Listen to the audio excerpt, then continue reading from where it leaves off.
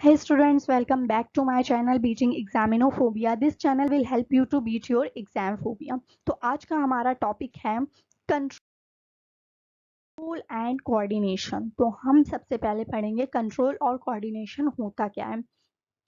तो हमारी बॉडी में कुछ चीज़ें होती हैं जिनका कंट्रोल होना बहुत ज़रूरी है, जैसे कि हाइट।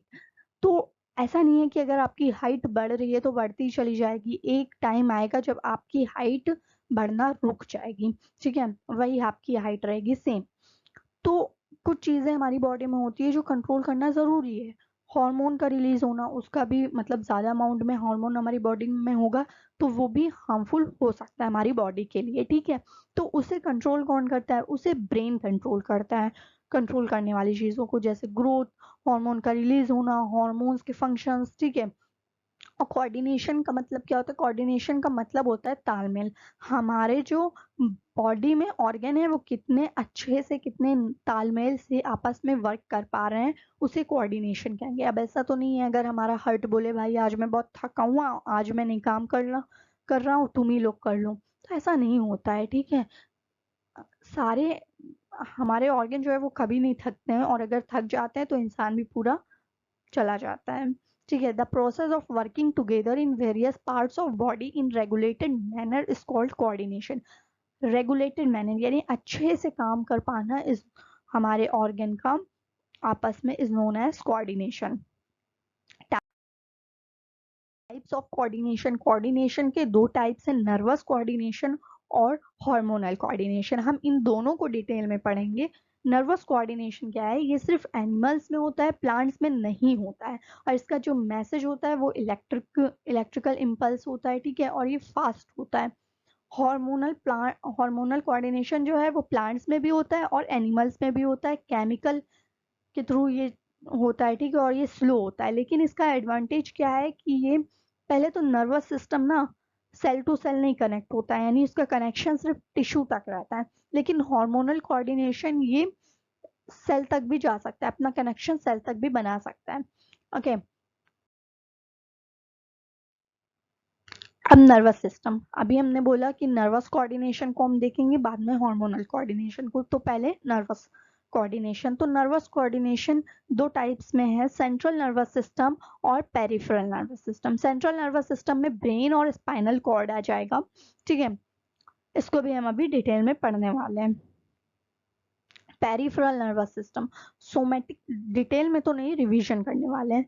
सोमैटिक नर्वस सिस्टम और autonomic nervous system. Somatic nervous system जो है वॉलेंट्री एक्शंस को कंट्रोल करता है। वॉलेंट्री जिसे हम कंट्रोल कर पाते हैं, वॉलेंट्री का मतलब होता है जिसे हम अपने डिजायर से कंट्रोल कर पाए, लाइक अभी हम हाथ हिला रहे हैं तो रोक भी सकते हैं अपनी इच्छा से, ठीक है, हम बोल रहे हैं, हम चुप भी हो सकते हैं। और इनवॉलेंट्री जिसे हम कंट्रोल नहीं कर सकते हैं, like heart beat, heart beat को हम नहीं कंट्रोल कर सकते हैं। अब ये भी दो टाइप्स के होते हैं, सिंपैथेटिक और पैरासिम्पैथेटिक। सिंपैथेटिक आपको एक्साइटेड स्टेज में ले जाएगी, यानी बॉडी जो है ना एक्साइटेड स्टेज में एक्सपैंड एनर्जी करेगी। और पैरासिम्पैथेटिक ये डी एक्साइट करेगी बॉडी को, लाइक जब हम सो रहे हो तो हमारी बॉडी एकदम डी एक्साइट हो जाती है, किसी कोई भी वर्क करने का मन नहीं करता है।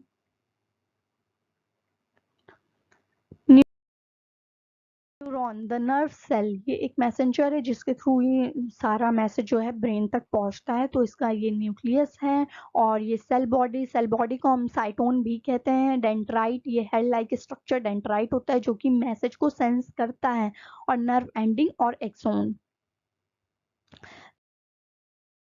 Types of sensory neuron, 5 neuron है जो सेंसरी न्यूरॉन्स हैं। Thigmo receptor, gustato receptor, photo receptor, audio receptor, olfacto receptor.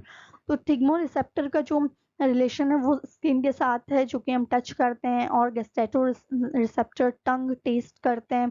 Photo receptor आई लाइट। और ऑडियो रिसेप्टर एयर साउंड, ठीक है। ऑल्फैक्टरी इंडिकेटर नोज, जिसे हम स्मेल करते हैं, ठीक है। एकदम इजी है आपको। अब यहाँ पे ब्रेन आ गया। अभी हमने देखा सेंट्रल नर्वस सिस्टम को भी हम आगे पढ़ेंगे, तो ब्रेन और स्पाइनल कॉर्ड था। तो आपको ये जान के हैरानी होगी कि जो हमारा लेफ्ट ब्रेन है वो right left side of body को कंट्रोल करता है, और जो हमारा राइट ब्रेन है वो लेफ्ट साइड ऑफ बॉडी को कंट्रोल करता है।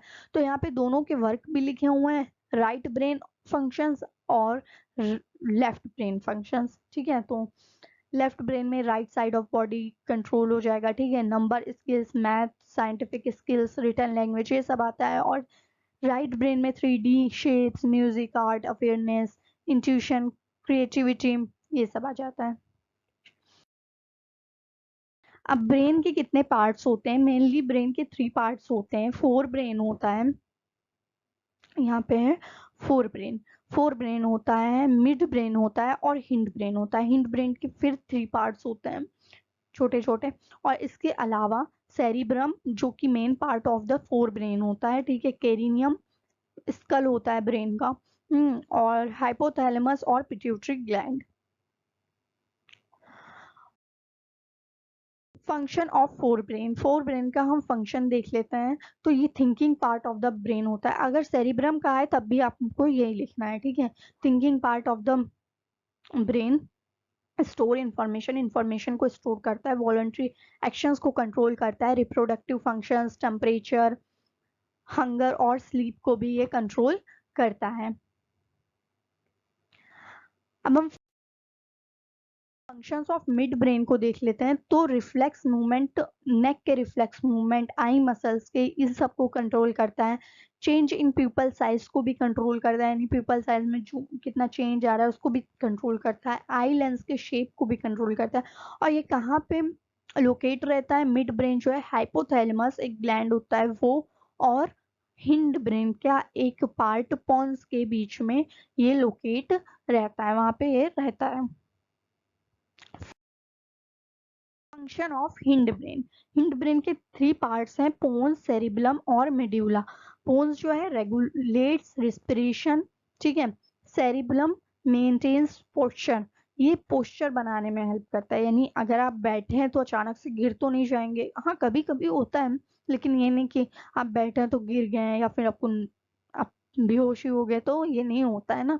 तो आपका पोस्चर और एक्यूरेट मूवमेंट ये सब कौन करता है? ये सेरिबलम करता है। और मेड्यूला इनवॉलेंट्री एक्शंस को कंट्रोल करता है। और वॉलेंट्री को कौन कंट्रोल करता है? अभी हम पढ़ के आए, फोर ब्रेन वॉलेंट्री एक्शंस को कंट्रोल करता है। ठीक है,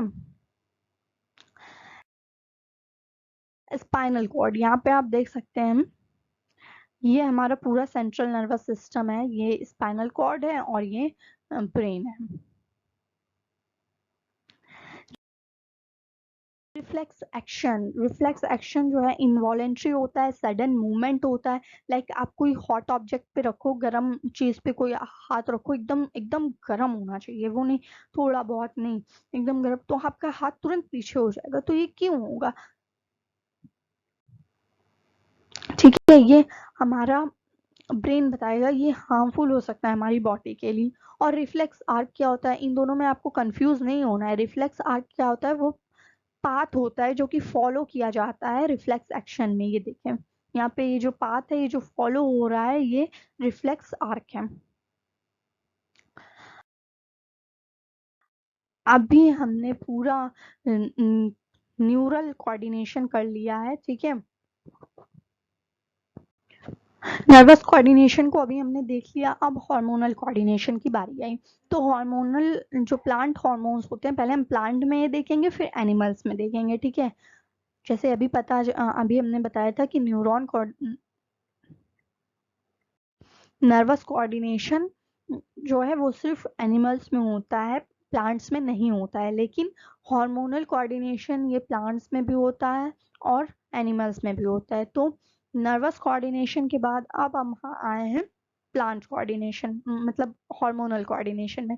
तो हार्मोनल कोऑर्डिनेशन में प्लांट हार्मोन में 2 टाइप्स होते हैं, ग्रोथ प्रोमोटर्स और ग्रोथ इनहिबिटर्स। ग्रोथ प्रोमोटर्स 3 होते हैं, ग्रोथ इनहिबिटर्स 2 होते हैं। ऑक्सिन, साइटोकिनिन्स और जिबरेलिन्स ये ग्रोथ प्रमोटर्स होते हैं, और इथिलीन, एब्सिसिक एसिड ये ग्रोथ इनहिबिटर्स होते हैं। यहाँ पे अब सबका वर्क भी लिखा हुआ है। ऑक्सिन जो है सेल ग्रोथ करता है, इलोंगेशन करता है, ठीक है, और cell growth, cell division, cell differentiation ये साइटोकिनिन करता है। इथिलीन जो है ripening of leaves and fruits करता है। Gibberellin stimulates break down of stored food जो होता है उसको ब्रेक डाउन करता है टू फैसिलिटेट जर्मिनेशन, ठीक है। डोरमेंसी ऑफ एम्ब्रियो, ड्रॉपिंग और ripening, ripen leaves and fruits. जो हमारे फ्रूट्स और लीव्स जो है पक गए हैं, लीव्स पीली पड़ गई हैं, तो उसका जो उसको नीचे गिराने का काम किसका होता है? एब्सिसिक एसिड का होता है। ओके, अच्छा, अब प्लांट हार्मोन को एक अलग नाम दिया हुआ है, फाइटो हार्मोन्स, ठीक है। प्लांट हार्मोन को हम क्या कहेंगे? Phyto hormone. यहाँ पे इसका काम लिखा हुआ है, germination, growth to maturity, flowering, और यहाँ पे हार्मोन्स लिखे हुए हैं कौन क्या कर सकता है, क्या नहीं कर सकता है। लाइक जिबरेलिन की बात करें तो ये जर्मिनेशन कर सकता है, ग्रोथ टू मैच्योरिटी कर सकता है, फ्लावरिंग कर सकता है, लेकिन एब्सिसिन और सीड डोर्मेंसी नहीं कर सकता है। तो इसको आप लर्न कर लीजिएगा इस टेबल को। आगे बढ़ते हैं। अब ये ह्यूमन में बात आ गई, यानी एनिमल में बात आ गई। इंडोक्राइन सिस्टम, तो यहाँ पे सारे जो है ग्लैंड्स के नाम है, और यहाँ पे टेबल हमको जरूरत है, इस टेबल की हमें जरूरत है। ग्लैंड्स के नेम और उससे सिक्रेट होने वाले हॉर्मोन्स और इसके फंक्शंस। तो ग्लैंड्स हैं, पिट्यूटरी ग्लैंड, जिसे हम लोग जो कौन सा हार्मोन सिक्रेट करती है? Growth hormone. और पिट्यूट, अच्छा अभी मैं बता रही हूँ, ये इसका फंक्शन क्या होता है? इसका फंक्शन होता है ग्रोथ को रेगुलेट करना, ठीक है। अब ग्रोथ हार्मोन है तो ग्रोथ में आएगा ही, कहाँ आएगा? Controls the function of endocrine glands, और भी ग्लैंड्स को कंट्रोल करना, उनके फंक्शंस को कंट्रोल करना, ये किसका काम होता है? पिट्यूटरी को। और पिट्यूटरी को हम master gland of the body भी कहते हैं। ग्लैंड, अब थायराइड आ गया, और इससे इसका हार्मोन कौन है? थायरोक्सिन। ये मेटाबॉलिज्म रेट को कंट्रोल करता है, ठीक है। पैराथायराइड पैराथ हार्मोन रिलीज करता है। कंट्रोल कैल्शियम, कैल्शियम बैलेंस जो है हमारी बॉडी में उसे कंट्रोल करता है। और ग्लैंड आ गया एड्रीनलिन सिक्रेट करता है, जो कि हमारी बॉडी को प्रिपेयर कर देती है इमरजेंसी स्टेज के लिए, ठीक है। ग्लैंड पैनक्रियाज जो कि इंसुलिन सिक्रेट करता है, और ये ग्लूकोज लेवल को कंट्रोल करता है, ठीक है। और टेस्टिस जो कि सिर्फ मेल में पाया जाएगा, आपको मतलब ये सिर्फ मेल में प्रेजेंट होता है टेस्टिस। और हार्मोन है टेस्टोस्टेरोन, टेस्टोस्टेरोन, ठीक है। ये ग्रोथ और डेवलपमेंट, रिप्रोडक्टिव, मेल रिप्रोडक्टिव की ग्रोथ और डेवलपमेंट में वर्क आता है। कौन? टेस्टोस्टेरोन, ठीक है। और ओवरीज ये सिर्फ मेल में होती है, फीमेल में होती है, सॉरी, ओवरीज फीमेल में होती है। ये एस्ट्रोजन, ये सिक्रेट करती है एस्ट्रोजन और प्रोजेस्टेरोन ड्यूरिंग प्रेगनेंसी।